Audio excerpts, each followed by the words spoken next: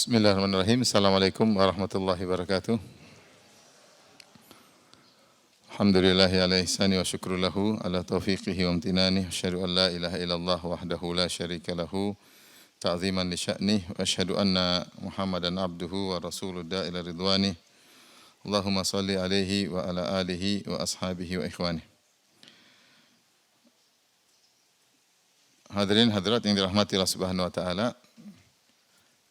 Sebelumnya saya mohon maaf ya, sebenarnya sebagaimana diiklankan kita akan bahas tafsir surat At-Taubah karena kita sudah selesai dari tafsir surat Az-Zumar. Tetapi saya lihat place kajian saya, ternyata ada sebagian surat yang saya baru jelaskan sebagian. Di antaranya surat Al-Mu'minun.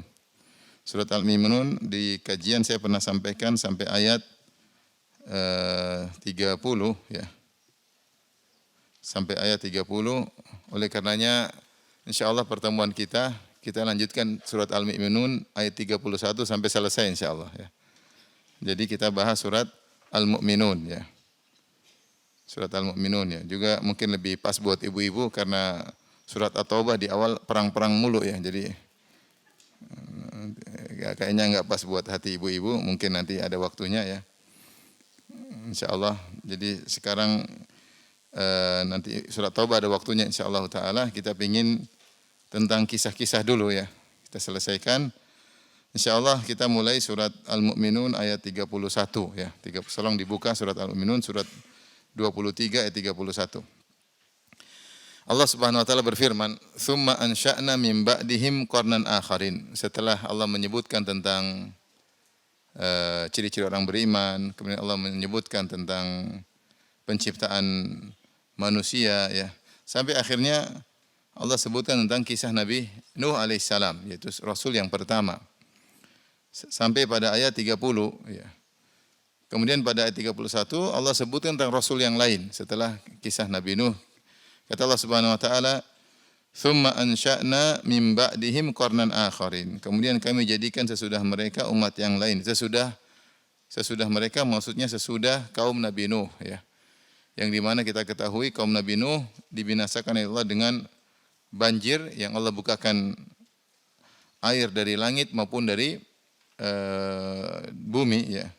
Wa fajjarnal arda uyunan, Allah jadikan seluruh bumi menjadi mata air. Karena Allah mengatakan kami tafjirkan, itu kami buka bumi menjadi mata air. Wa fatahna abwaabas samaa'i bima'in munhamir, kami buka pintu-pintu langit sehingga keluar air yang sangat bercurah besar. Faltaqal ma'u ala amrin qad qudir, maka bertemulah air langit dengan air bumi sehingga cepat sekali untuk menenggelamkan mereka. Akhirnya mereka pun tenggelam ya. Sebagaimana disebutkan dalam surat-surat yang lain. Setelah kaum Nabi Nuh binasa, maka Nabi Nuh bersama pengikutnya hidup di atas tauhid ya. Sampai akhirnya muncul lagi kesyirikan setelah itu ya. Kemudian Allah berfirman, "Tsumma ansha'na min ba'dihim qarnan akharin." Setelah itu kami jadikan sesudah mereka umat yang lain. Qarnan maknanya kurun, kalau bahasa kita kurun. Ya, kurun diambil dari kata iktiran, yaitu orang-orang yang hidup semasa, yang berdampingan. Adapun berapa masa atau berapa tahun satu kurun, maka tidak ada dalil yang tegas, tapi intinya satu generasi yang biasanya hidup berdampingan entah 100 tahun kurang lebih 100 tahun, tapi kalau ada generasi yang umurnya panjang tentunya bukan 100 tahun. Jadi Quran maksudnya generasi. Dari kalimat iktiran yang maksudnya yang mereka hidup berdampingan, berbarengan semasa ya. Kalau zaman kita mungkin satu kurun berapa tahun? Ya 70-80 tahun. Kalau zaman Nabi Nuh belum tentu karena umur mereka panjang ya. Maka yang penting Allah munculkan setelah itu satu generasi setelah kaum Nabi Nuh. Generasi yang lain itu tatkala muncul lagi kesyirikan ya. Setelah tadinya mereka hidup di atas tauhid. Kemudian Allah berfirman, "Fa arsalna fihim rasulan minhum." Ya. Maka kami pun mengutus kepada mereka seorang rasul dari mereka ya. Ani'budullaha ma lakum min ilahin ghairuh. Yang Rasul tersebut berkata, sembahlah Allah semata dan tidak ada sembahan yang lain bagi kalian. Afala tattaqun, tidakkah kalian bertakwa? Rasul di sini khilaf di kalangan para ulama siapa Rasul yang dimaksud. Al-Imam Ibnu Katsir dalam tafsirnya merajihkan bahwasanya atau menguatkan kata dia az-zahir, yang zahirnya Rasul sini adalah Nabi Hud alaihissalam. Karena dalam surat-surat yang lain selalu setelah Allah menyebutkan tentang Nabi Nuh, Allah sertakan dengan Nabi atau susulkan dengan Nabi Hud. Ya, selalu demikian ya. Seperti dalam surat Al-A'raf, dalam surat Hud dan banyak surat Allah sebutkan setelah kaum Nabi Nuh, Allah sebutkan Nabi Hud. Sementara banyak ahli tafsir yang lain mengatakan bukan Nabi Hud tetapi Nabi Saleh yaitu kaum Samud. Kenapa? Karena di akhir ayat ketika Allah menyatakan umat ini akhirnya binasa, Allah mengatakan fa akhadhathumus sayhatu, maka mereka pun dibinasakan dengan suara yang sangat keras, guntur. Fa akhadhathumus sayhatu. Ini tentang generasi ini. Sementara kita tahu Nabi Hud, kaumnya kaum Ad dibinasakan bukan dengan suara, tapi dengan apa? Dengan angin yang keras. Ya. Birihin, ya, dengan angin yang keras yang kemudian membinasakan mereka. Sehingga banyak ahli tafsir mengatakan yang dimaksud adalah kaum Samud, yaitu kaum yang diutus Nabi Saleh alaihissalam. Sementara Al-Qurtubi rahimahullah dalam tafsirnya memberi ihtimal, memberi kemungkinan. Dia mengatakan karena kalau kita lihat dari sisi suatu kaum yang dibinasakan dengan suara yang keras, ternyata bukan kaum Samud aja, Ashabu Madian juga dihancurkan atau dibinasakan dengan suara ya, dan ada juga yang lainnya, sehingga Allah tidak menyebutkan nama dari Nabi tersebut. Wallahu alam bisawab. Tapi saya katakan banyak yang mengatakan maksudnya adalah Nabi siapa? Nabi Saleh ya. Karena kemiripan dibinasakannya dengan suara. Ibnu Katsir mengatakan ini dalil bahwasanya kaum Ad dibinasakan dengan birihin dengan angin yang kencang disertai dengan suara, sehingga Ibnu Katsir tetap menguatkan adalah kaum Ad karena biasanya urutan setelah Nabi Nuh kemudian Nabi Hud. Tetapi dalam surat Al-Haqqah Allah sebutkan Samud baru kemudian Nabi baru Hud ya. Fa amma Thamud fa uhliku bit-taghiyah wa amma 'adun fa uhliku birihin sarsarin 'atiyah. Wallahu alam bisawab. Intinya satu generasi rasulnya siapa wallahu alam bisawab, meskipun kebanyakan orang mengatakan atau kebanyakan ahli tafsir mengatakan yang dimaksud adalah Nabi Saleh karena kaum Thamud dibinasakan dengan suara yang kencang. Dan ini luar biasa. Ada orang atau suatu generasi tewas dengan suara. Allah Maha Kuasa. Kita sekarang dengar guntur kita takut. Kalau sangat kencang kita bisa deg-degan. Jangankan dengar guntur, dengar sound horeg aja bisa gemetar jantung. Apalagi guntur yang keras, ya, bisa copot. Ternyata di zaman dahulu ada orang-orang yang dibinasakan dengan suara yang sangat keras, ya. Sehingga mereka pun mati. Manusia sangat lemah. Ya, tidak perlu sombong. Dengan angin bisa mati, dengan guntur bisa mati, dengan nyamuk bisa mati. Dicium sama nyamuk, disedot sedikit terus apa? Mati. Kena malaria, kayak kena demam berdarah, kayak kena COVID tewas ya. Manusia sangat apa? Sangat lemah. Ya. Dikasih berita kaget, terlalu senang bisa mati, terlalu sedih juga bisa mati. Manusia lemah sekali. Makanya enggak usah macam-macam. Manusia mau mati, apalagi kasih suara guntur gini, suara menggelegar, tewas. Taib. Allah berfirman, "Tsumma ansha'na", kemudian kami munculkan setelah kaum Nabi Nuh qarnan, generasi akharin, generasi yang lain. Ini entah berapa tahun setelah Nabi Nuh, karena Nabi Nuh berdakwah 950 tahun.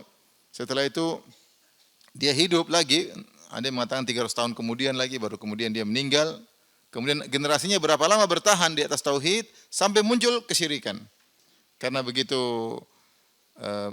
Nabi Nuh meninggal, nama lama juga akhirnya ajaran berkurang, hilang sampai akhirnya muncul syirik lagi, baru muncul generasi baru di atas kesyirikan, baru saatnya Allah mengutus seorang nabi. Nabi sini wallahu alam bisawab, apakah Allah sedang menceritakan Nabi Hud ataukah Nabi Shalih atau nabi yang lain. Kata Allah, farsalna fihim, kami utus kepada mereka. Fihim yaitu bahwasanya nabi tersebut berasal dari mereka.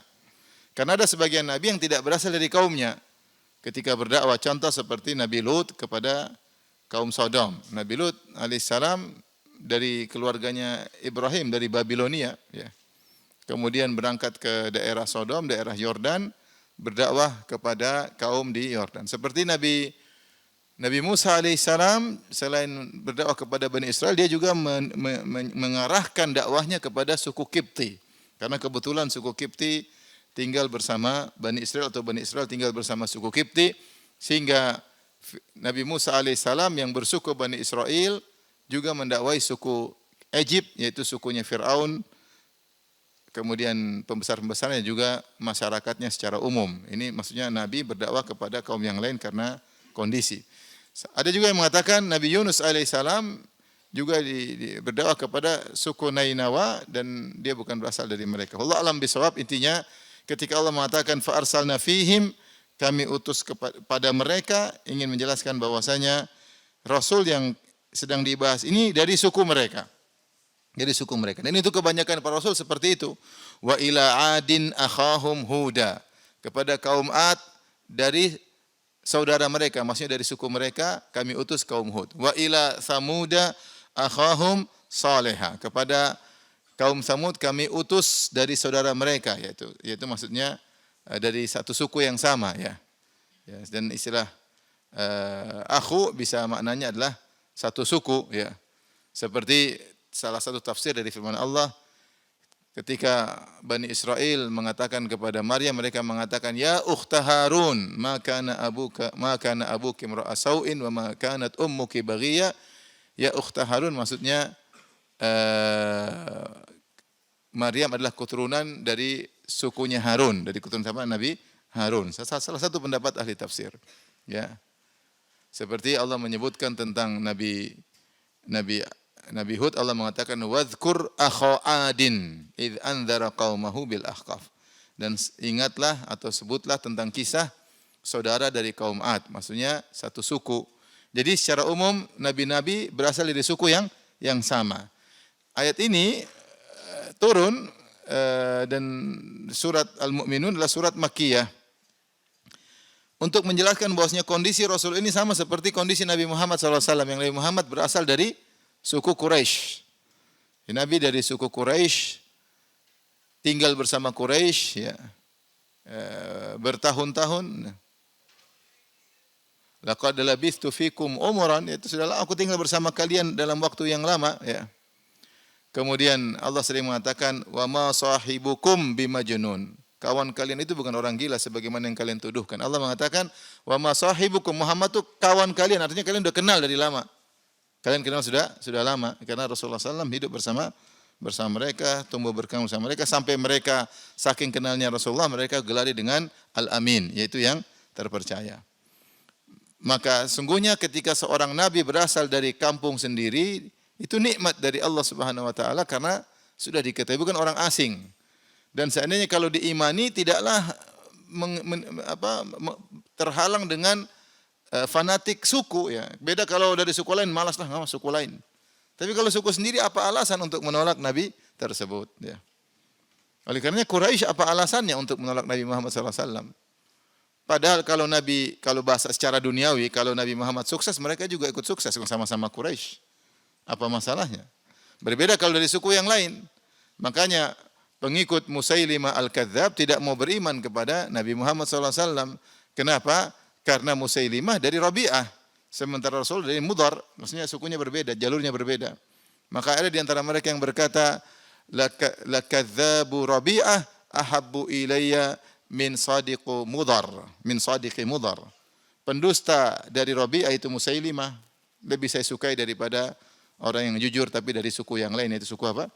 Mudhar, dari suku Mudhar. Rasulullah dari Mudhar, Musailimah dari Rabi'ah, sama-sama dari Arab Al-Adnaniyin. Baik. Jadi sebenarnya ini adalah nikmat ketika seorang Rasul diutus, diangkat dari mereka yang mereka sudah mengenal. Kata Allah, fa arsalna fihim rasulan minhum. Kami utus di tengah-tengah mereka seorang rasul dari mereka, bukan dari suku yang lain. Yang rasul tersebut berdakwah, ya. Ani'budullaha ma lakum min ilahin ghairuh. Beribadalah kepada Allah, tidak ada sesembahan yang diibadahi selain Allah Subhanahu wa taala. Ini semua dakwah para rasul adalah dakwah tauhid. Semuanya menyuruh kepada tauhid. Meskipun syariat mereka berbeda-beda, kata Rasulullah SAW, nahnu ma'syaral anbiya abnaun li'allat. Bahwasanya kami adalah para nabi, para rasul, kami ibarat seperti saudara-saudara sebapak lain ibu, saudara-saudara sebapak lain ibu. Maksudnya tujuan kami sama-sama menyuruh kepada tauhid meskipun syariat berbeda-beda. Meskipun syariat berbeda-beda. Ya. Allah bercerita tentang Nabi Hud, wa ila adin akhahum hudan qala ya qaumi ibudullaha ma lakum min ilahin ghairuh. Nabi Hud menyeru, wahai kaumku, serulah sembahlah Allah semata. Demikian Nabi Saleh, wa ila Samud akhahum salihan qala ya qaumi ibudullaha ma lakum min ilahin ghairuh. Nabi ini juga demikian, anibudullaha ma lakum min ilahin ghairuh. Semua Nabi Nuh juga demikian. Anibudullaha ya, wattaquhu ya, wa ati'un ya, sembahlah Allah, bertakwalah dan taatlah kepadaku. Seluruh nabi menyeru kepada tauhid meskipun syariat berbeda-beda, adapun syariat sesuai dengan kondisi mereka masing-masing, ya. Syariat berbeda-beda. Afala tattaqun, tidakkah kalian bertakwa? Tidakkah kalian bertakwa? Ketika didakwahi menuju tauhid, ternyata mereka mengingkari. Apa yang dialami oleh Nabi Nuh juga dialami oleh Nabi ini, oleh Rasul ini. Yang pertama kali mengingkari adalah orang-orang kaya di antara mereka. Orang-orang yang memiliki kedudukan. Yang disebut dengan al-mala'. Al-mala' di antara tafsiran secara bahasa, al-mala' itu ma yamla'u al-ain, yaitu yang menutupi mata. Artinya kalau seorang dah lihat, semua terpesona lihat mereka. Jadi mereka pembesar-pembesar yang sering dilihat oleh orang-orang. Jadi al-mala' maksudnya mendominasi mata. Ketika kita sudah lihat mereka, kita terpukau karena kekayaan, karena kedudukan dan macam-macamnya. Sehingga disebut al-mala', maksudnya para pembesar-pembesar. Orang kaya-kaya, orang miskin, pemuka-pemuka. Maka yang menentang Nabi ini, wallahu a'lam apakah ini Nabi Hud atau Nabi Saleh atau Nabi yang lainnya, taruhlah kita mengambil pendapat mayoritas ini adalah Nabi Saleh. Wa qala al-mala'u min qaumihi, maka berkatalah para pembesar-pembesar dari kaumnya, alladzina kafaru, yang mereka kafir, wa kadzdzabu bi liqa'il akhirah, mereka kafir dan juga mereka mendustakan adanya hari kiamat. Menurut mereka tidak ada pertemuan dengan hari akhirat, tidak ada pertemuan. Di dunia hidup cuma di dunia saja. Subhanallah, bagaimana sebelum mereka padahal ada Nabi Nuh, tapi namanya ajaran agama hilang sedikit, akhirnya hilang total. Sampai tauhid hilang, iman kepada hari akhirat juga hilang. Sehingga Allah munculkan, utus lagi Nabi yang baru. Mereka mendustakan adanya hari pertemuan dengan hari akhirat. Ya, itu hari namanya disebut hari akhirat karena hari tersebut tidak ada ujungnya. Beda dengan kalau hari sekarang ada ujungnya. Nanti malam selesai hari ini. Besok terbit hari yang matahari di hari yang baru. Besok mungkin selesai lagi ada hari yang baru. Adapun hari akhirat tidak ada penghujungnya. Terus menerus. Apalagi matahari dan rembulan sudah ditiadakan, sudah diredupkan. Ya, idza syamsu kuwirat, ketika matahari telah diredupkan, sudah enggak ada lagi siang malam, selesai, ya. Sehingga hari tidak ada penghujung, maka disebut dengan hari akhirat. Persinggahan terakhir itulah hari akhirat. Dan kita semua akan bertemu dengan hari tersebut. Kita akan bertemu dengan hari tersebut. Maka siapkanlah pertemuan hari tersebut. Wa atrafnahum fil hayatid dunya. Kata Allah, kami membuat mereka dan kami telah membuat mereka hidup dalam kenyamanan, taraf. Itu kehidupan yang nyaman, kaya raya, berkedudukan, dihormati oleh orang-orang, ya. Mereka ini ternyata mereka punya dua sifat utama, yaitu al-mala', mereka para pembesar, dan mereka hidup nyaman, kaya raya. Mereka mengingkari dakwah Nabi ini. Mereka berkata, "Ma hadza illa basyarum mithlukum." Tidaklah Rasul ini kecuali hanyalah manusia seperti kalian. Ya'kulu mimma ta'kuluna minhu. Yang dia makan seperti kalian makan. Wa yashrabu mimma tashrabun. Dan dia minum dari apa yang kalian minum. Jadi kalau Nabi Muhammad sama-sama makan korma, sama-sama makan ayam, kambing, kambing, korma, kambing. Kalau Indonesia sama-sama makan beras, sama-sama makan lontong, gimana jadi? Istilahnya makanan kita sama, ngapain? Inilah yang menyebabkan, kata Tahir bin Asyur, sebab yang menyebabkan mereka tidak mau beriman dengan Nabi ini, ada beberapa sebab yang disebutkan di antaranya, karena mereka tidak ingin jadi anak buah. Karena kalau mereka beriman kepada Rasul ini, mereka jadi anak buah dan sudah nyaman biasanya jadi pemimpin. Mereka sama-sama makan ngapain? Kalau mau ya malaikat. Adapun model seperti kita, terus kita sekarang pembesar jadi pengikut dia, enggak lah. Apa bedanya sama-sama makan yang sama, minuman yang sama. Ya, kalau sama-sama seperti kita, ngapain kita beriman?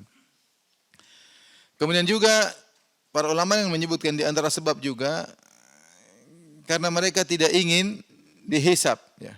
Mereka ketika menjadi pemimpin punya uang banyak, mereka ingin berfoya-foya, ingin lakukan apa yang mereka lakukan. Mau zina, mau minum khamar, kalau ada hari kebangkitan, masalahnya akan ada hisab. Dan mereka tidak ingin hidup susah. Karena kalau mikir ada hari kebangkitan, nanti minum khamar enggak jadi misalnya. Ya. Mau ini enggak jadi, wah repot. Makanya sebenarnya mengatakan di antara sebab munculnya ateisme ketika seorang ingin merdeka. Karena kalau dia bermaksiat, dia kalau meyakini ada Tuhan, dia gelisah. Supaya dia maksiat tanpa kegelisahan, anggap aja Tuhan tidak ada. Mau zina oke, mau minum khamar oke, mau apapun terserah. Tapi kalau ada Tuhan ada, selalu terbayang-bayang, aduh gimana nih, gelisah. Jadi maksiatnya kurang nyaman. Anggap Tuhan tidak ada, selesai, nyaman. Sama ketika mereka yakin ada Tuhan, tapi mereka bilang akan ada hari kebangkitan, dan innahum kanu la yarjuna hisaba. Mereka tidak berharap untuk dihisab, karena kalau dihisab, repot. Sehingga mereka gelisah. Begini enggak boleh, begini enggak boleh, begini enggak boleh, begini. Padahal orang Quraisy misalnya, di antara mereka ada yang suka minum khamar, suka judi, suka berzina, suka bunuh-bunuhan, orang Arab jahiliyah dahulu. Ya. Sehingga mereka semakin tidak mau mengimani ada hari kebangkitan. Maka di sini bahwasanya hawa nafsu punya andil dalam memilih suatu atau menimbulkan suatu keyakinan atau memilih suatu pendapat. Hawa nafsu itu punya pengaruh. Hawa nafsu punya pengaruh. Ya. Oleh karena dalam satu kisah Ibnul Jauzi rahimahullah dalam kitabnya Saidul Khatir, dia menyebutkan bagaimana hawa nafsu punya pengaruh dalam memilih suatu pendapat. Ya. Ketika dia mengatakan suatu hari ada pendapat saya pilih, yang sebenarnya jiwa saya tidak pas, tetapi pas dengan keinginan saya pendapat tersebut. Dan saya tahu pendapat ini tidak keluar dari ijma, ini masih khilaf, masalah khilafiyah. Saya pilih aja. Setelah saya memilih pendapat tersebut, hati saya menjadi gelisah, saya tidak merasa bahagia seperti sebelumnya. Maka saya bertanya jiwaku, kenapa yang kau lakukan? Saya cek-cek lagi, ternyata jiwaku memilih pendapat yang sebenarnya saya tidak yakini. Terus dia bilang, kenapa saya harus merasakan demikian? Bukankah saya tidak keluar daripada ijma? Bukankah ini masalah khilafiyah? Tapi tetap hatinya menjadi gelap.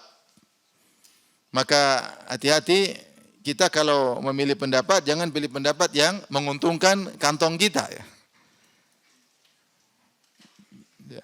Ada pendapat khilaf dalam ulama, riba atau tidak? Bukanlah ini pendapat tidak riba yang benar. Kenapa? Karena kita kebetulan lagi transaksi dengan transaksi tersebut. Sehingga kita tidak menilai dengan kejernihan hati. Contoh, seperti seorang buka travel, kemudian pendapat, wanita safar tanpa mahram boleh atau tidak? Ada khilaf. Yang bilang tidak apa-apa tanpa mahram, banyak. Menurut saya ini lebih bagus. Coba benar, kau pilih pendapat boleh wanita safar tanpa mahram karena dalil atau karena sesuai dengan bisnismu? Tanya. Kalau karena dalil, ahlan wa sahlan silakan. Tapi kalau karena ini menguntungkan saya, ini repot. Berarti memilih pendapat dengan hawa nafsu. Jadi hawa nafsu itu punya andil dalam menentukan atau merojikan suatu pendapat. Dan banyak hal. Oleh karenanya, di antara sebab kenapa mereka tidak beriman dengan hari akhirat, karena mereka tidak ingin dihisab. Mereka sudah hidup nyaman-nyaman, nanti dihisab, enggak lah. Enggak ada hisab-hisaban, enggak ada hari kebangkitan. Mati selesai. Sehingga inilah di antara sebab Allah sebutkan sifat mereka untuk menunjukkan sebab mereka tidak beriman. Kenapa? Mereka adalah al-mala' wa qala al-mala'u min qaumihim. Mereka adalah para pembesar yang hormati sehingga mereka tidak mau jadi anak buah. Kalau mengikuti sang Rasul lah, jadi anak buah Rasul tersebut, endaklah. Yang kedua, wa atrafnahum fil hayatid dunya. Kami telah membuat mereka hidup dengan nyaman. Kata Allah, wa dzarni wal mukadzibina ulin na'mati. Biarkanlah aku dengan para pendusta yang telah memiliki banyak nikmat. Jadi mereka pendusta, mereka ulin na'mah, yaitu kaya hidup, glamor ya. Wa atrafnahum fil hayatid dunya, mereka mengatakan, apa ini mau kita ikuti? Dia hanyalah seorang manusia biasa seperti kalian. Makan dari apa yang kalian makan dan minum dari apa yang kalian minum. Intinya mereka ingin rasul dari kalangan malaikat ya. Kemudian mereka lanjutkan, wala in ata'tum basyaram mithlakum innakum idzal la khasirun. Kalau seandainya kalian mengikuti rasul seperti kalian, maka sungguh kalian adalah orang-orang yang merugi ya.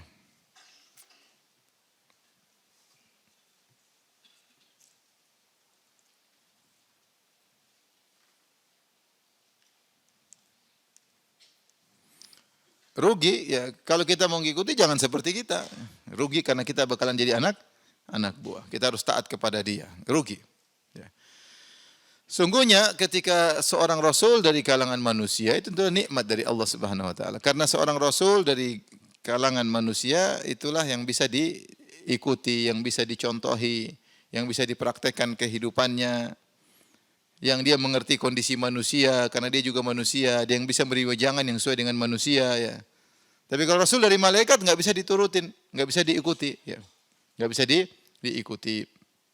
Maka datangnya seorang rasul dari jenis manusia, dari suku kalian sendiri, ini adalah nikmat yang luar biasa. Tapi mereka tidak mau, semuanya karena ada sebab, itu karena kesombongan, keangkuhan.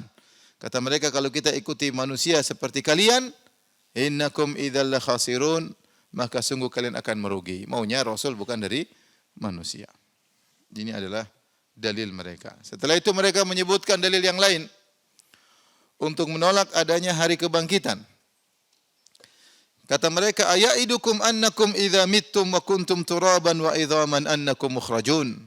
Apakah rasul tersebut telah menjanjikan kepada kalian, annakum idza mittum, kalau kalian sudah mati, wa kuntum turaban, dan kalian sudah menjadi tanah, wa idzaman, dan jadi tulang belulang, annakum mukhrajun, kalian akan dibangkitkan. Hayhata lima tu'adun, sungguh jauh dari apa yang kalian diancamkan. Lima tu'adun ya. Baik, di antara dalil mereka menolak adanya hari kiamat, hari kebangkitan, kata mereka secara logis enggak mungkin. Karena kalau kita sudah meninggal, sudah jadi tanah, sudah jadi tulang, gimana mau hidup lagi? Tulang sudah kering, bagaimana bisa terbungkus lagi dengan daging? Tulang sudah kering dan dingin, bagaimana lagi bisa dibungkus dengan daging yang hangat, yang lembab, kemudian menjadi manusia, hidup kembali? Ini secara logis enggak mungkin. Maka mereka tekankan turaban wa idzaman. Tentunya bahasa ini panjang tentang al-iman bil yaumil akhir ya. Terlalu banyak dalil yang menunjukkan Allah bisa membangkitkan manusia, sangat banyak. Di antara dalil yang sederhana adalah kalau kalian mengakui Allah telah menciptakan kalian, maka untuk mengulangi penciptaan sangatlah mudah. Kalau kalian masih mengakui Tuhan. Jadi kita kalau menolak hari akhirat ada dua model yang kita bahas. Ada model yang mengakui adanya Tuhan, ini lebih mudah. Ada model yang tidak mengakui Tuhan, ini dialognya beda lagi. Kita berbicara dengan ateis atau dengan orang yang beriman kepada Tuhan tapi tidak percaya hari kebangkitan. Nah, yang disebutkan oleh Allah tentang para rasul ini, mereka menghadapi suatu kaum yang beriman adanya Tuhan tapi tidak beriman adanya hari akhirat. Seperti Quraisy. Quraisy beriman adanya Tuhan, mereka tahu juga Allah, sehingga banyak orang Quraisy meskipun musyrik namanya Abdullah. Tetapi mereka tidak beriman adanya hari kebangkitan. Sehingga pembahasannya berbeda. Pembahasannya berbeda. Tapi kalau mengakui adanya Tuhan mudah. Kalau kalian mengakuinya ada Tuhan, sederhana. Maka untuk bangkitkan kalian sangat mudah karena menciptakan kalian juga mudah. Kemudian lihatlah kalau kalian mengakui adanya Tuhan, lihatlah langit dan bumi, betapa sulit dan rumitnya Tuhan bisa menciptakan seperti ini yang rumit dan sulit dan berat dengan berbagai macam aturan-aturan alam yang ada. Maka untuk bangkitkan kalian sangat mudah. Karena membangkitkan kalian lebih mudah daripada ngurusin langit dan bumi. Ini contoh lagi. Contoh lagi secara logika, kalau ini semua ada ayatnya ya. Secara logika kalau ternyata ada Tuhan, kalian mengaku Tuhan itu sempurna, tanya Tuhan sempurna enggak? Sempurna. Kalau Tuhan sempurna, masa Tuhan biarkan manusia satu bunuh yang lain, satu merampas yang lain, satu menzalimi, kemudian mati begitu saja tidak ada hari pertanggungjawaban. Itu namanya persangkaan buruk sama Tuhan. Tuhan yang seperti itu Tuhan yang tidak becus. Tuhan bahlul seperti itu. Biarin ciptain, kemudian ngapain? Dia berarti menciptakan cuma main-main. Ya. Ma khalaqata hadza batila. Kau tidak mungkin menciptakan ini secara sia-sia. Subhanaka faqina adzabannar. Maka lindungi kami dari azab neraka. Maka orang yang cerdas tahu Allah menciptakan tidak sia-sia, pasti ada hari kebangkitan, karenanya lindungilah kami dari azab neraka jahanam. Jadi sebenarnya dalilnya banyak, cuma kita tidak sedang bahas itu. Tapi intinya mereka mengkiaskan maha kuasa Allah terhadap kelemahan manusia. Kalau manusia ya memang enggak bisa, gimana caranya? Gimana caranya bisa menjadikan tulang belulang hidup kembali? Subhanallah, dalam Al-Qur'an ketika dalam akhir surat Yasin Allah mengatakan awala yadhkurul insanu anna khalaqnahu min nutfatin fa idza huwa khasimun mubin. Manusia wa nasiya khalqah wa daraba lana mathalan wa nasiya khalqah qala man yuhyil 'idhama wa hiya ramim qawlihi alladhi ansha'a awwala marrah. Jadi manusia lupa, dia mengatakan kok bisa Allah bisa menghidupkan kembali di tulang belulang yang sudah kering, sudah tidak ada kelembaban lagi, sudah kering, padahal hidup itu kehidupan itu apa? Kehidupan itu basah dan hangat. Kita kalau orang udah dingin mati, tapi kalau kita hidup berarti ada basah, ada darahnya, ada lembabnya dan ada kehangatan. Tulang sudah kering, kemudian sudah dingin, tidak ada kelembaban sama sekali. Gimana bisa ciptakan? Allah mengatakan wa nasiya khalqah. Orang ini lupa bagaimana dia diciptakan. Ya. Anna khalaqnahu min nutfatin, bukankah kami ciptakan manusia dari air mani? Air mani itu apa sih? Air mani cuma air yang hina. Tiba fa idza huwa khasimun mubin, tiba-tiba dia bisa jadi besar dan dia bahkan bisa mendebat.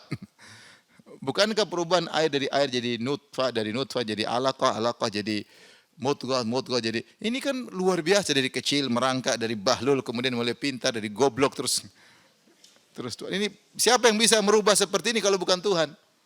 Ada kekuatan lain yang mengatur, kita enggak bisa ngatur diri kita sendiri. Berarti ada kekuatan lain yang mengatur kita enggak? Ada. Kita enggak kuasa, pengennya muda terus, tapi ternyata rambut putih sebelum waktunya. Kita enggak kuasa. Kita ini ada yang ciptakan kita. Air mani aja Allah mengatakan, afara'aitum ma tumnun, tidak kalian melihat kepada air mani yang kalian keluar? Antum takhluqunahu am nahnul khaliqun. Yang ciptakan air mani kami atau kalian? Benar air mani dalam diri kita, tapi bukan ciptaan kita. Buktinya kita enggak bisa memproduksi setiap saat. Kalau kita masih kecil enggak bisa air mani. Kalau kita sudah dewasa, air mani pun kalau enggak bisa setiap saat bisa kita keluarkan. Kalau udah keluar enggak susah lagi. Kemudian juga air mani tersebut tidak bisa kita tentukan mandul atau tidak, bukan hak kita yang menentukan, enggak bisa. Kemudian kalaupun jadi anak laki perempuan kita juga enggak tahu. Ganteng atau jelek kita juga enggak tahu. Mancung atau pesek hanya Allah yang tahu. Umurnya berapa? Jadi air mani bukan ciptaan kita. Kemudian ada ketika sudah tua dia semakin sedikit. Ya Allah kasih itu air mani dalam dirimu bukan ciptaanmu karena kau tidak bisa mengaturnya. Berarti meskipun dalam tubuhmu yang ciptakan siapa? Allah. Jantung kita aja kita enggak bisa ngatur. Waktunya berhenti.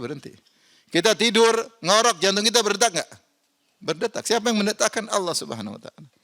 Maksudnya terlalu banyak dalil bahwasanya hari kebangkitan sangat mungkin.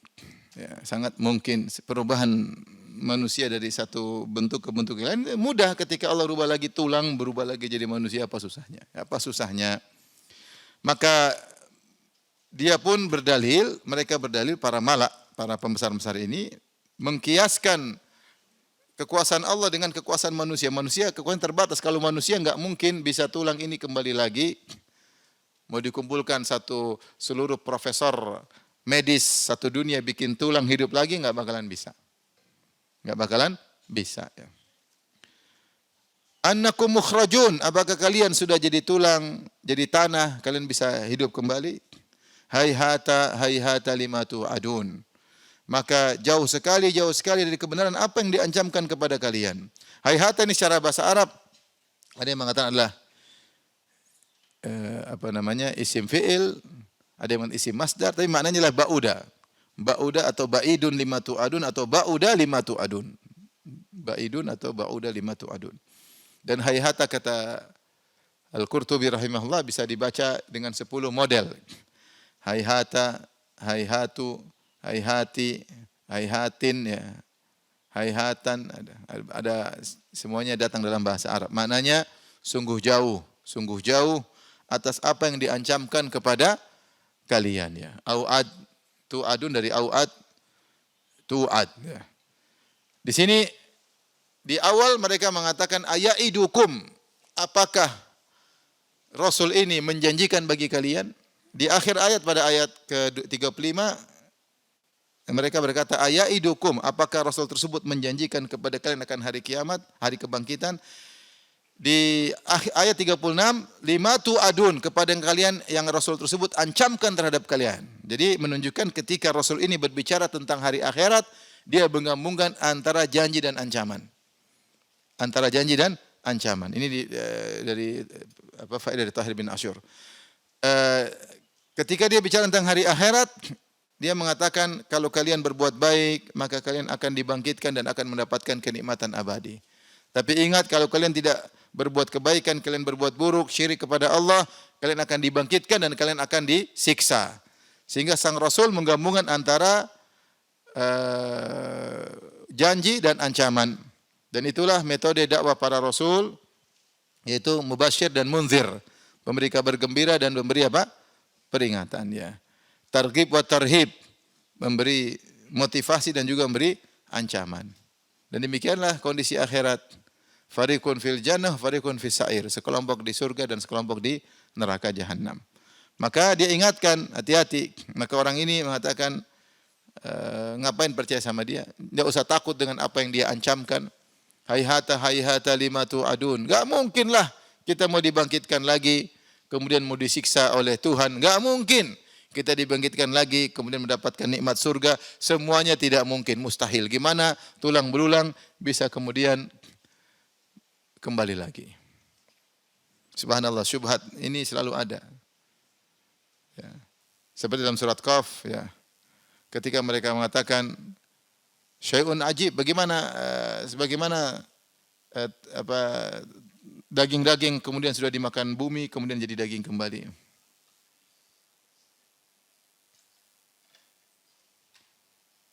Aidza mitna wa kunna turaban wa idhaman. Apa kalau sudah jadi tanah, bahkan daging sudah jadi tanah, kok bisa kembali lagi? Kata Allah, qad alimna ma tanqusul ardu minhum wa indana kitabun hafiz. Tulang badanmu ini kalau sudah mengalami proses kimia, kemudian menjadi bumi, menjadi tanah atau dimakan oleh ulat, kami tahu kemana dagingmu pergi, kata Allah. Qad alimna ma tanqusul ardu minhum. Sungguhnya kami tahu tubuh mereka yang terkurang karena dimakan oleh tanah. Kami tahu kemananya. Wa indana kitabun hafiz. Bukan cuma kami tahu, bahkan pengetahuan tersebut sudah kami catat di Lauhil Mahfuz. Si fulan bin fulan ketika mati, dagingnya kemana-mana, jadi apa Allah sudah catat bagian Lauhil Mahfuz. Maka untuk dikembalikan gampang, kata Allah. Allah mengembalikan proses kimia jadi kembali lagi. Balik lagi, proses balik. Bisa atau tidak? Bisa. Mudah bagi Allah kalau membangkitkan. Makanya yang menjadikan Ibnu Sina tidak percaya hari kebangkitan jasad, karena dia bilang, gimana manusia kalau sudah mati, manusia dimakan oleh ikan hiu, si Joko dimakan, jangan. Si Joni dimakan oleh apa? Ikan hiu. Si Joni dimakan oleh ikan hiu kenyang dari Joni. Terus si hiu ditangkap eh, sama siapa? CP juga ada teman saya, jangan. Yang bukan teman saya. Sama siapalah, sama A dan si B. Si A dan B makan si ikan hiu. Akhirnya daging Joni berubah menjadi daging ikan hiu. Dalam daging ikan hiu unsur makanannya kalau kita lihat unsur makanannya ternyata ada daging Joni di situ. Mengandung daging Joni, paham? Setelah itu dimakan lagi sama si A dan si B, kemudian jadilah daging Joni tersebar di A dan si B. Jadi unsur penyusun A ada daging Joni, penyusun B daging Joni. Nah, kalau semuanya mati terus dibangkitkan, kata Ibnu Sina, siapa yang mau dibangkitkan? Kalau Joni dibangkitkan sempurna berarti A dan B kurang badannya. Dia pakai logika macam-macam sehingga dia enggak mungkin manusia dibangkitkan fisiknya, yang dibangkitkan cuma apa? Rohnya. Maka dia dikafirkan oleh Ghazali gara-gara ini. Ini sebenarnya logika sama dengan logikanya orang kafir.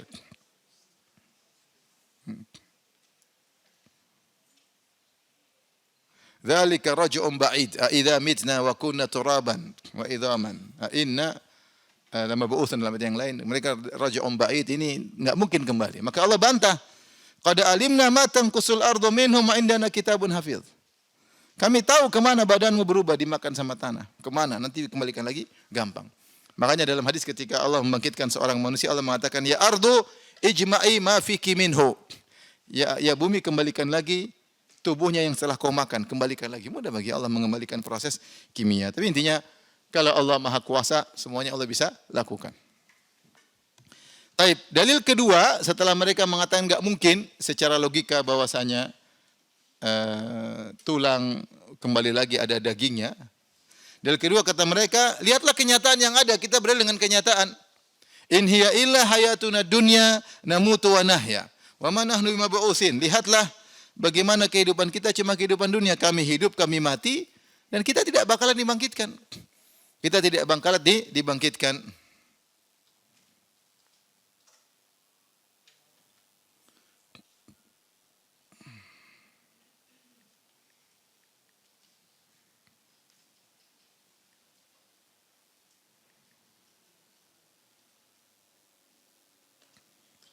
Kata mereka dalil kedua, lihat kehidupan kita hidup, kita mati, enggak ada kebangkitan. Kita sudah nenek moyang kita ratusan tahun, enggak ada yang bangkit, lihat. Mati hidup. Apa maknanya? In hiya illa hayatuna dunya, hidup kita cuma hidup dunia, enggak ada hidup akhirat, enggak ada. Namutu wa nahya, kita hidup dan mati. Apa maksudnya hidup dan mati? Ada beberapa pendapat. Pertama mengatakan maksudnya ini takdim dan takhir. Maksudnya nahya wa namut. Kita hidup langsung kita mati. Dan itu sudah tradisi kehidupan yang kita lihat. Hidup nanti mati. Hidup mati. Enggak ada hidup mati. Hidup lagi enggak ada. Yang ada kita cuma apa? Hidup mati. Nahya wa namut. Ini pendapat pertama. Pendapat kedua namutu wa nahya. Maksudnya yang kita lihat kehidupan ya di janin dalam kondisi belum hidup. Kemudian nahya hidup di alam dunia. Seperti kata Allah Subhanahu wa taala, kuntum ahya wa kuntum amwatan fa ahyakum. Ya. Tsumma yumitukum tsumma yuhyikum. Dulu kalian amwatan maksudnya dalam janin. Ada gerakan. Fa ahyakum yaitu kemudian hidup di bumi. Jadi yang ada benar janin muncul di perut, kemudian dalam kondisi belum hidup, mati, kemudian keluar di bumi, hidup. Setelah selesai, tidak ada kehidupan lagi. Enggak ada kehidupan lagi. Atau maksudnya pendapat ketiga, ini disebut oleh Al-Qurtubi, makna dari namutu wa nahya. Ada yang mengatakan namutu wa nahya maksudnya nahnu di situ maksudnya generasi kita. Generasi kita kan ada yang mati sudah tua, nanti yang bayi baru hidup lagi. Yang sudah tua mati, yang anak muda hidup lagi. Begitu terus. Jadi kehidupan cuma kehidupan dunia. Adapun kehidupan akhirat omong kosong, enggak ada. Ini dalil mereka. Kenyataan menunjukkan demikian. Bahkan dalam surat Ad-Dukhan ayat 36, mereka ngancam lagi. Ya.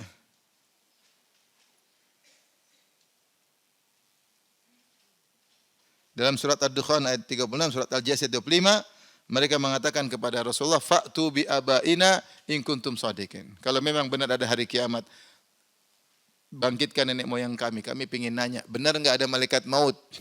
Benar enggak ada mungkar nakir? Ini ngomong terus enggak ada dalilnya. Suruh satu orang bangunlah, kita ingin ngobrol. Sampai di antara mereka dalam sebagian riwayat mereka mengatakan, ya Muhammad, kita punya kakek orang soleh, yaitu Qusay bin Kilab. Bangkitkan Qusay bin Kilab, kita ingin tanya. Benarkah ada kehidupan setelah ini? Tentu tidak perlu dijawab. Karena kalau Allah penuhi permintaan mereka, maka hidup ini bukan ujian. Allah ciptakan kita untuk diuji atau tidak? Kalau semua kemudian ada orang di kuburan keluar, udah. Tadi malaikat maut, tadi malaikat mungkar nakir hantam saya. 5 menit lagi saya balik. Semua orang sadar atau tidak? Semua orang sadar. Kalau bidadari dimunculin, taruh di mall, semua orang sadar enggak? Sudah enggak ada yang mau kerja, semua di masjid terus. Mimpi bidadari. Hidup ini kan liman yu'minuna bil ghaib. Di antara ciri pertama orang beriman, alladzina yu'minuna bil ghaib, beriman tentang gaib. Ini semua gaib. Kalau itu diungkap ya sudah, apa bedanya kita orang kafir? Enggak ada ujian. Sementara Allah ciptakan kita untuk diuji. Jadi jangan kita pikir maunya kita. Allah punya hikmah. Sampai dalam peperangan saja terkadang Rasulullah kalah dalam perang apa? Uhud. Kalau selalu menang, semua orang masuk Islam. Tidak ada ujian. Ya. Tapi ketika ada yang kalah terkadang, ada yang ini, ada yang meninggal, ada yang. Kalau semua pasukan tidak pernah mati, menang terus, semua orang masuk Islam. Kalau semua orang Muslim kaya semuanya, nggak ada yang mau jadi orang kafir. Semua orang Muslim, ya nggak? Hidup ini berarti bukan ujian. Padahal Allah ciptakan kita untuk apa? Linabluwakum, untuk menguji kalian. Ya. Jadi inilah mereka punya dalil semua yang tidak perlu dijawab. Ya. Kata mereka gimana? Hidup mati tidak bakal dibangkitkan. Setelah itu mereka menuduh sang Rasul.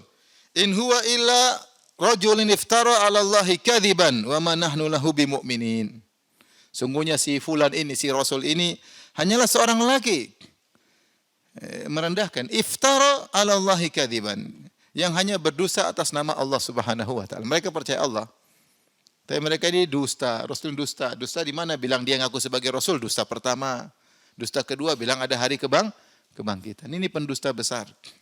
Wa ma nahnu lahu bimu'minin, dan kami tidak bakalan beriman kepadanya. Tidak bakalan. Kami sekali-sekali tidak akan beriman kepadanya. Di sini mereka sudah memutuskan tidak mungkin kami beriman. Bahkan sebagian ahli tafsir seperti Sa'di rahimahullah, Ibn Sa'di mengesankan seakan-akan mereka mengejek. Kasihanlah ini Rasul enggak usah kita enggak usah enggak usah bunuh, enggak usah kita lawan, kasihan dia orang sinting ya, cuma ngaku-ngaku sudah, kasihan. Pendusta, ya sudah mau diapain orang pendusta, enggak usah kita gubrisi. Jadi mereka benar-benar menghina dan mereka sudah menutup jalan karena mereka enggak bakalan beriman. Ya.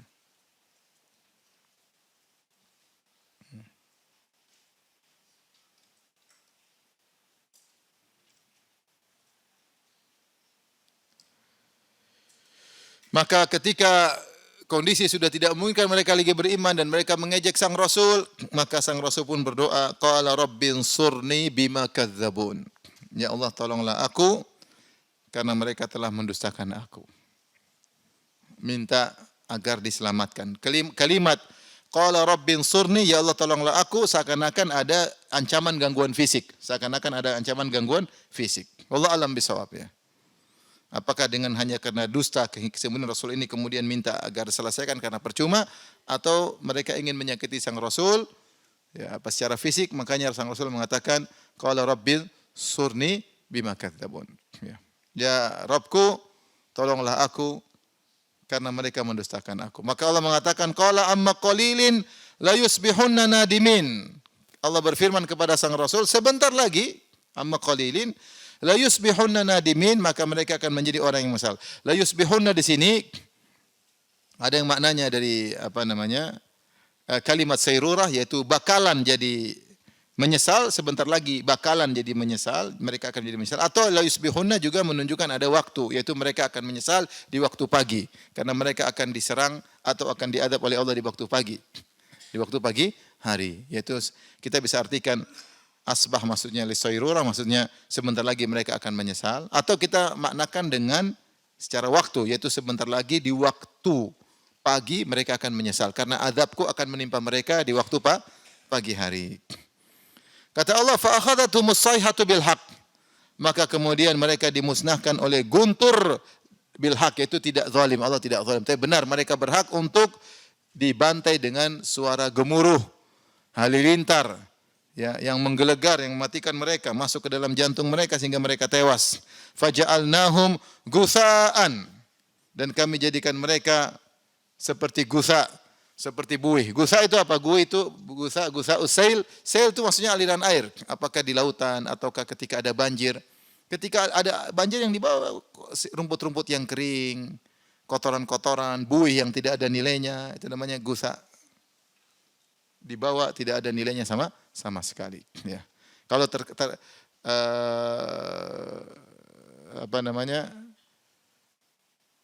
kalau terhadap kaum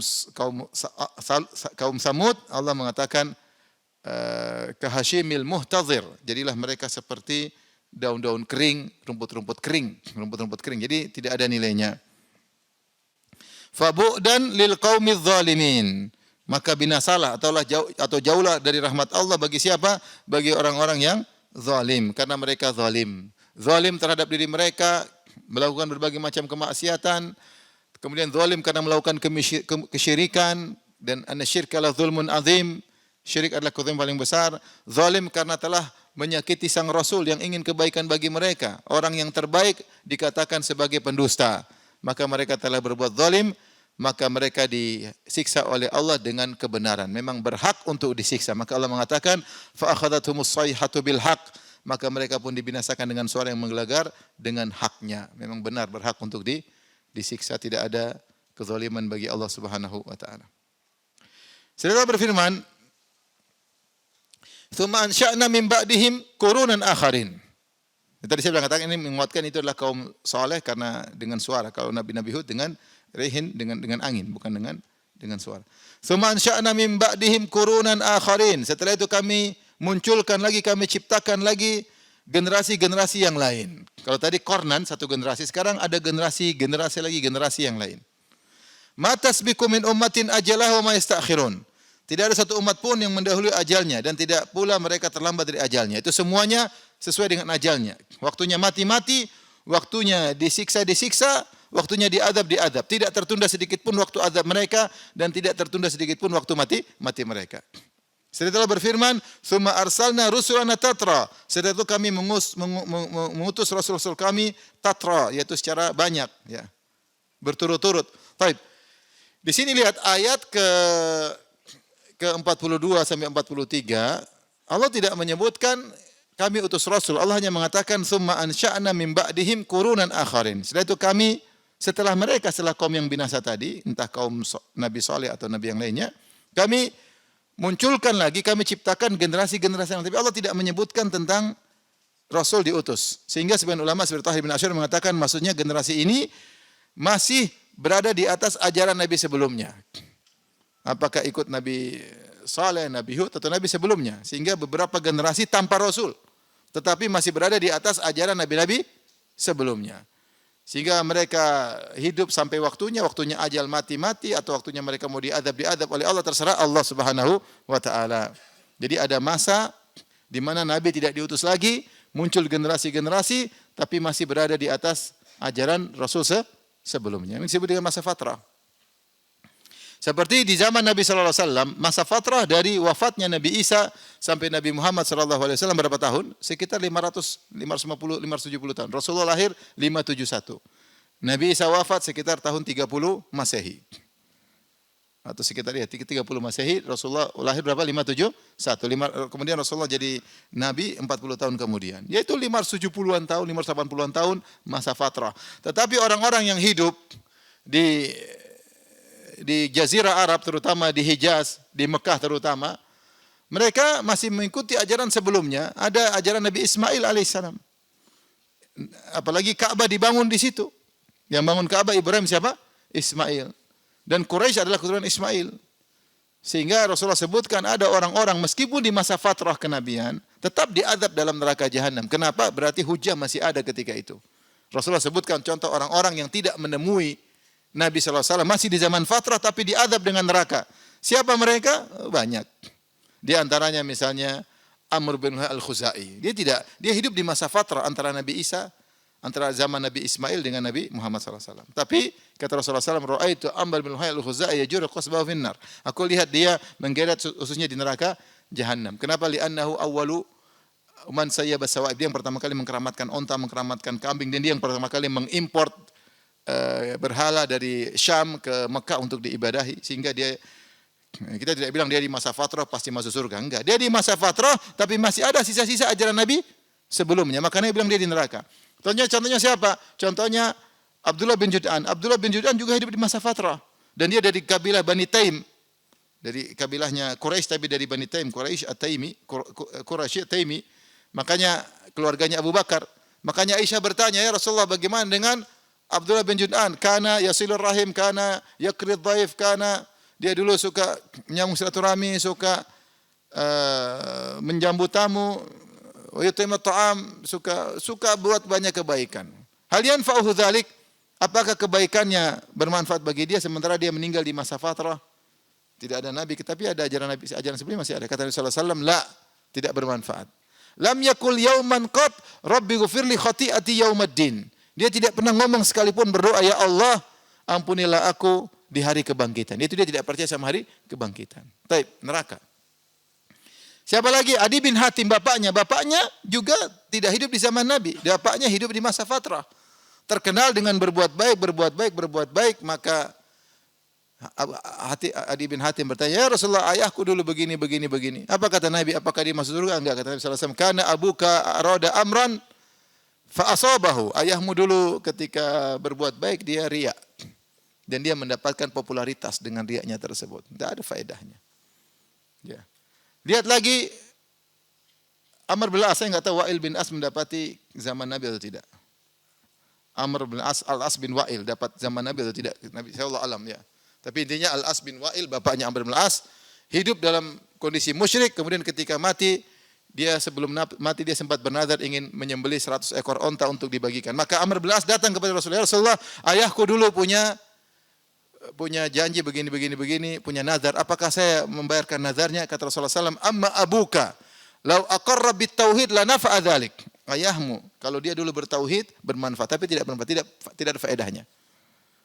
Padahal kalau tidak salah, saya lupa Al-As bin Wa'il ini apakah hidup di masa fatrah atau tidak sebelum Nabi mengangkat seorang Nabi. Jadi ada orang-orang Rasulullah vonis meskipun di masa fatrah. Kenapa? Karena masih ada sisa ajaran apa? Nabi Ibrahim dan Nabi Ismail. Meskipun di masa fatrah. Sementara Rasulullah, para ulama juga menulis Al-Ahnaf, orang-orang yang masih bertauhid meskipun Nabi belum jadi Nabi. Ada di antara Rasulullah, di antara Abu Bakar, di antaranya siapa namanya? Waraqah bin Naufal, ya. Ada beberapa orang-orang yang mereka bertauhid meskipun Nabi belum jadi Nabi. Masih ada sisa ajaran Nabi Ismail dan Nabi Ibrahim. Nah, seperti dalam ayat ini Allah mengatakan, "Tsumma ansha'na min ba'dihim qurunan akharin." Setelah itu kami munculkan generasi-generasi meskipun tanpa rasul, meskipun tidak di atas rasul, tapi mereka masih berada di atas ajaran rasul-rasul sebelumnya. Kalau mereka bermaksiat, Allah azab. Jadi tidak semua orang di masa fatrah kemudian pasti selamat. Enggak, di masa fatrah, kalau dalam artian masa fatrah kekosongan Rasul tapi sisa ajarannya masih ada, maka hujah telah tegak. Wallahu a'lam bishawab. Setelah itu Allah berfirman, "Tsumma arsalna rusulana tatra." Setelah itu kami utus rasul-rasul kami, ya. Ya. Tatra ini ada yang maknanya dari watra, dari mutawatir, itu banyak, ya. Dan biasa waw dirubah jadi ta seperti tijah dari wijah, ya. Kemudian takwa dari asalnya dari waqa, yaqi, takwa, wanya hilang jadi ta, dan seperti itu dalam bahasa Arab. Tsumma arsalna rusulana tatra, kami utus rasul kami mutawatir, turut banyak. Tatra yaitu satu datang silih berganti. Ya. Kullama jaa ummatan rasuluha kadzdzabuh. Setiap datang seorang rasul kepada suatu umat, mereka dustakan. Mereka dustakan rasul tersebut. Demikian, datang rasul, datang umat kirim rasul, didustakan. Allah binasakan. Datang lagi muncul generasi baru, datang Rasul, didustakan, Allah binasakan lagi. Allah azab. Kata Allah, "Fa'atba'na ba'dahum ba'dhan." Kami susulkan sebagian dengan sebagian yang lain. Itu kami binasakan sebagian sebagaimana kami telah binasakan sebelumnya. Gara-gara mendustakan seorang Rasul. Wa ja'alnahum ahadits. Dan kami jadikan mereka hanyalah jadi bahan cerita. Ahadits jamak dari uhdusah. Ya, jamak dari uhdusah itu bahan cerita. Oh dulu ada kaum begini, ternyata begini. Seperti kita cerita Fir'aun. Fir'aun, Masya Allah dulu luar biasa. Fir'aun, ternyata sekarang tinggal apa? Cerita. Dulu hebat, tapi tinggal cerita. Kaum ini dulu hebat, sekarang tinggal cerita. Fabu'dan liqaumil la yu'minun. Dan sungguh jauh kebinasan bagi orang-orang yang tidak beriman. Beginilah ya perjuangan para rasul, berdakwah didustakan, akhirnya Allah azab kaum-kaum tersebut karena mendustakan para nabi. Setelah itu Allah cerita tentang kisah Nabi Musa dan Harun. Insyaallah kita tunda pada pertemuan berikutnya. Biiznillahi ta'ala. Wallahu ta'ala alam bisawab. Kalau ada yang bertanya, saya persilahkan. Kalau tidak ada, alhamdulillah. Ada yang bertanya? Ya, silakan.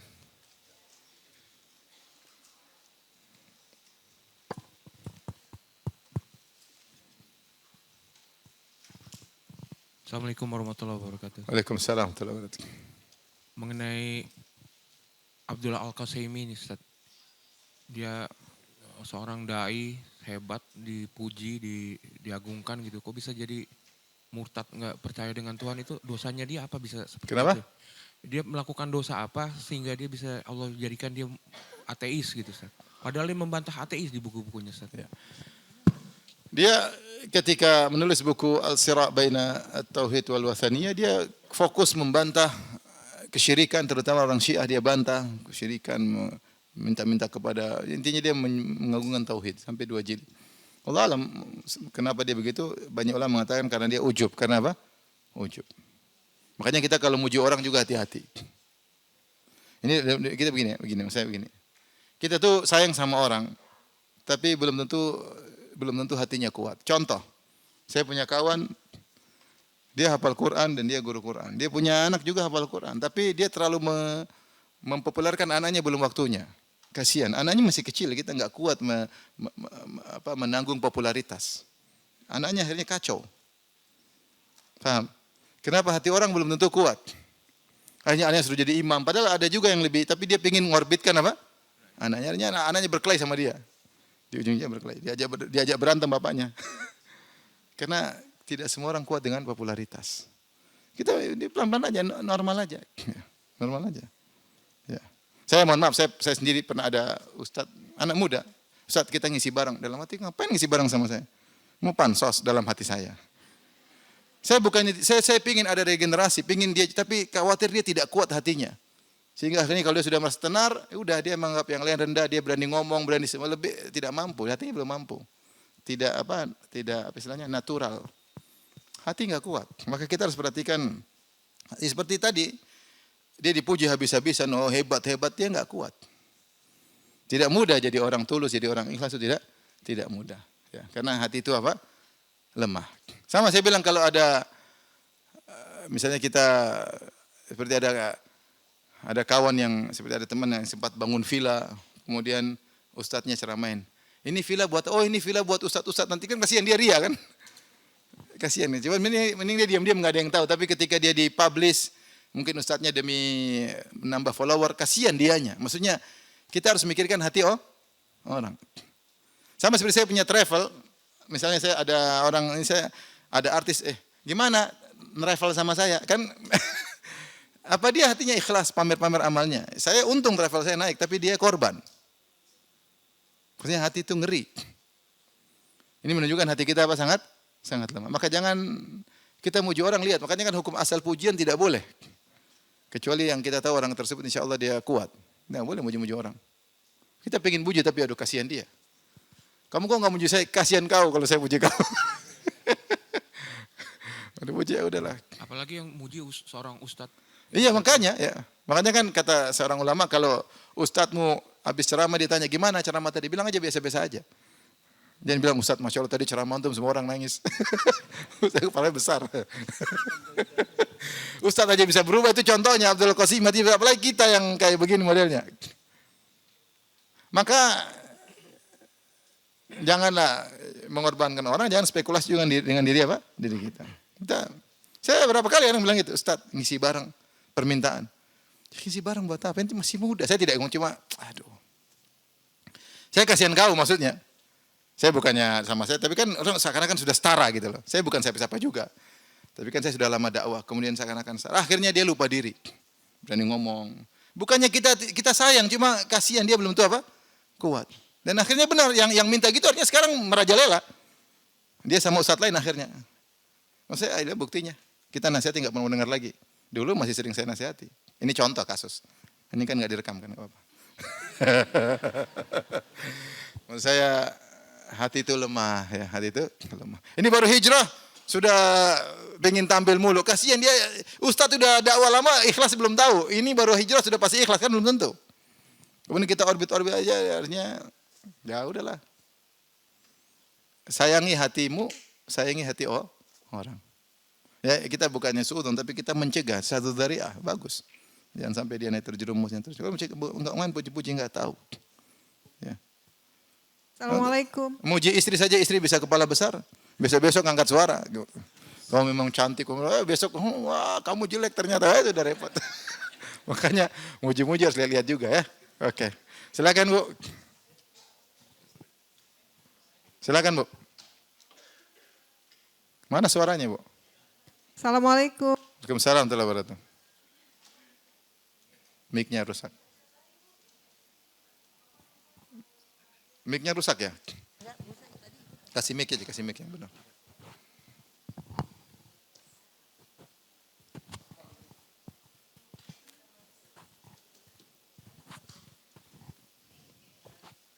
Silakan Bu.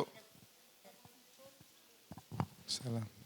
Assalamualaikum Ustadz. Waalaikumsalam warahmatullahi wabarakatuh. Mau tanya masalah mati suri, apakah ada?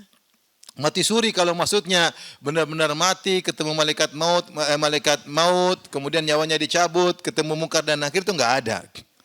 Tapi kalau dia seperti orang mati, kemudian masuk dalam ghaibubah, benar-benar dia tidak sadar, mungkin jantungnya stop, itu enggak. Enggak ada orang mati masuk alam barzah, balik lagi ke alam dunia, itu enggak ada. Tapi kalau dia maksudnya dihayalkan, benar-benar itu semuanya itu namanya tidur, jantungnya mungkin mati, Allah kasih hidup lagi itu mungkin, itu terjadi, itu banyak terjadi. Ya, itu banyak terjadi. Mungkin ketika dikubur tahu-tahu gerak-gerak. Ternyata masih hidup. Mungkin kurang cek jantung kan ya namanya jantung bisa. Saya punya kawan dua ya. Kawan dekat seringnya juga ya. Dia cerita waktu saya mau mati, dia pernah waktu kena Covid maka ketika dia mau mati saturasinya sudah sangat jatuh, dia seakan-akan keluar dari tubuhnya dan dia lihat, tapi dia masih lihat tubuhnya, lagi dibikin gini teman-temannya. Lagi tahu-tahu dia kembali lagi. Ini kayak film-film kan. Tapi dia belum ketemu malaikat maut. Untung belum ketemu malaikat sudah enggak balik saya bilang. Sama teman saya lagi orang Aceh sekarang tinggal di sering anak-anaknya hafidz Quran. Dia cerita saya juga pernah gitu. Jadi ketika dia tenggelam di laut, dia seperti ngelihat tubuhnya. Dia lihat, oh dia sudah dalam kondisi sekarat mau mati dibawa oleh temannya, kemudian dipompa ininya sampai kemudian tiba-tiba dia balik lagi. Kalau itu belum mati karena belum ketemu malaikat apa? Maut. Jadi kalau mati suri maksudnya seperti mati itu benar banyak terjadi. Tapi kalau maksudnya udah ketemu malaikat maut, masuk alam barzah, ketemu mungkar dan nakir, dipentung, ini udah nggak bisa, nggak ada kembali lagi nggak ada. Itu nggak ada. Wallahu a'lam bishawab. Ada lagi yang bertanya? Assalamualaikum warahmatullahi wabarakatuh. Waalaikumsalam warahmatullahi wabarakatuh. Ustadz maaf ya agak menyimpang. Pertanyaan menyimpang, silakan. Gini Ustadz, saya kan udah beberapa tahun ini ya nggak pernah mimpin orang tua saya yang udah meninggal lama ya. Terus tiba-tiba saya lihat di Instagram, kalau kita udah lama nggak bertemu orang tua kita dalam mimpi, berarti orang tua kita itu sudah tenang. Dari mana itu? Itu dukun yang ngomong gitu. Dari mana gitu? Nggak usah ngomong gitu. Orang kadang apa ya ngomong kayak gitu. Macam-macam aja. Gimana itu? Dari mana tahu orang tua tenang? Dari mana tahu? Nggak pernah mimpi. Itu karena aku nggak pernah ingat, nggak pernah mimpi. Maksudnya gitu. Tapi kalau mimpi berarti orang tua sedang sengsara. Gimana? Saya punya kawan, dia punya hutang sampai puluhan miliar di zaman itu. Di zaman itu miliar. Kemudian dia tidur, ya. Kemudian dia ketemu orang tua. Orang tua angkat dia. Ketika dia kayak tenggelam, kau mampu. Akhirnya termotivasi untuk lunasi apa? Hutangnya. Berarti orang tuanya nggak aman berarti. Karena dimimpiin. Udah macam-macam. Jadi nggak ada itu kaidah gitu semua ilmu gaib harus pakai dalil. Dari mana tahu begitu-begitu? Jadi, tapi kan kita memang ketemu Ustaz kalau udah mimpi. Kalau memang di mimpi itu kita ketemu. Iya nggak ada itu urusan. beneran. Kalau nggak pernah mimpi. Siapa bilang kalau nggak pernah mimpi berarti orang tua sudah aman. Berarti kalau kita mimpi orang tua bermasalah itu dari mana seperti itu? Kan betul-betul mimpi bermasalah. Tidak ada seperti itu. Seperti kawan baru meninggal dunia. Kawan lulusan Madinah. Adik kelas saya meninggal. Saya punya adik kelas juga. Begitu meninggal, dia mimpi. Dan kebiasaan para salaf kalau mimpi temannya meninggal, ketemu dia tanya bagaimana kondisimu. Dia bilang, Ustaz saya waktu teman kita meninggal, saya mimpi ketemu teman kita itu. Dalam mimpi saya tanya bagaimana kondisimu. Kata teman kita itu, saya tidak ingin sebut namanya. Dia bilang, saya dalam kondisi bahagia. Ya, ini mungkin pertanda ya. Tapi ya itu enggak semuanya, tidak ada yang pasti ya. Ini justru bahagia ketemu mimpi. Maksud saya kalau pakai dalil gitu ada ketemu dalam mimpi. Berarti kalau tidak pernah ketemu lagi berarti dalam kondisi nyaman itu enggak benar. Enggak benar. Macam-macam orang ngomong. Kita harus biasa mana dalilnya. Kalau dalilnya oke, perkara gaib. Kalau enggak ada dalilnya enggak boleh. Ada lagi yang bertanya? Assalamualaikum warahmatullahi wabarakatuh. Ustaz. Waalaikumsalam warahmatullahi wabarakatuh. Seperti kemarin ada peristiwa musibah yang di Aceh itu Ustaz ya. Itu kan kalau nggak salah Ustaz ada 3 desa yang tenggelam betul Ustaz? Waduh saya enggak tahu Bu. Enggak, maksud Anda gini. Apakah yang misalnya tenggelam itu seperti peristiwa Lapindo dulu juga ada beberapa desa Ustaz ya? Apakah itu yang sama dikatakan yang tadi Ustaz katakan bahwa kalau ada suatu penduduk yang kurang taat pada Allah akan digantikan dengan penduduk lain, itu bisa gitu Ustaz? Kita enggak bisa umum, secara kaidah iya. Bahwasanya musibah pasti kita kena musibah karena atas dosa-dosa yang kita alami. Ada sebab dosa-dosa yang kita alami. Namun secara kaidah juga bisa jadi bukan kita yang melakukan dosa, bisa jadi orang sekitar kita. Namun ketika dosa sudah menebar, tidak ada yang beramar nahi mungkar, maka bisa menimpa semua orang. Wattaqu fitnatan la tusibanna alladziina dzalamu minkum khassah. Ini kaidah, tapi kita mengatakan ini karena ini. Kita tidak berani ya. Kecuali benar-benar nyata seperti waktu kejadian di Palu atau di mana ada desa yang hilang semua. Mereka di tempat main judi, ya mungkin. Kita bilang mungkin karena Allah ingin kasih pelajaran. Wa man nursilu bil ayati ila takhwifa, untuk memberikan ini kenyataan mereka kelihatan mereka melakukan maksiat atau apa? Hilang. Ya. Ini terjadi seperti yang di Dieng ya ada desa yang kemudian ma'ruf ceritanya itu gunung lepas kemudian ngeloncati suatu areal kemudian masuk ke kampung mereka karena mereka ada kesyirikan yang mereka lakukan, kemaksiatan. Mungkin kita bisa ngomong kalau gitu karena jelas. Tapi kalau kita enggak jelas wallahu alam. Apa kata musibah biasa, musibah ya karena ada orang meninggal tenggelam ternyata mati syahid. Ada orang meninggal terbakar ternyata mati syahid. Jadi kita lihat kondisi orang tersebut. Orang ternyata tukang maksiat ya itu kita bilang. Kalau ternyata bukan maksiat mungkin dia dampak dari maksiat yang lain. Dan orang yang selamat dari musibah belum tentu lebih baik daripada yang terkena musibah. Allah berfirman, "Wala tahsabannallaha ghafilan amma ya'malu dzalimun, innama yu'akhiruhum liyaumin tashkhasu fil absar." Jangan kalian sangka Allah lalai dari orang-orang yang melakukan kezaliman. Allah tunda sampai hari kiamat. Baik. Kalau kita bicara tentang sebab duniawi, katanya banjir di Aceh gara-gara banyak hutan yang ditebang untuk apa? Untuk apa? Untuk sawit. Taib. Apakah yang punya pabrik sawit kena musibah? Nyaman-nyaman dia. Makanya kita Allah alam. Tapi tidak bisa kita mengatakan kita karena ini kita nggak tahu lah. Tapi secara umum ini secara kaidah setiap musibah akibat dosa yang kita lakukan. Tapi belum tentu yang selamat lebih baik daripada yang tidak selamat. Demikian saja ibu-ibu yang dirahmati Allah Subhanahu wa taala. Wabillahi taufiq. Assalamualaikum warahmatullahi wabarakatuh.